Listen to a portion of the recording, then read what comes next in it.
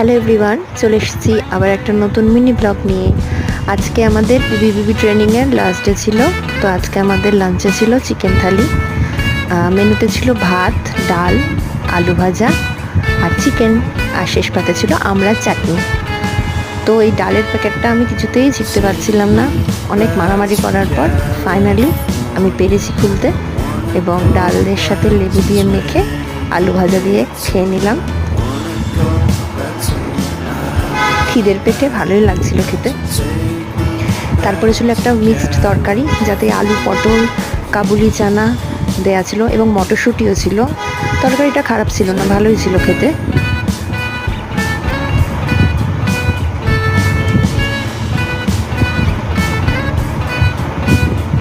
তো এরপরে ছিল চিকেন।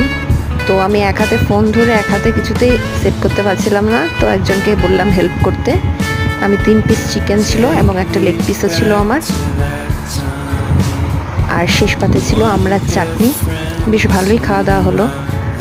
আমার চ্যানেলটা তোমরা একটু সাবস্ক্রাইব করে দিও, আমি একদমই নতুন, তো তোমরা সবাই পাশে থেকো।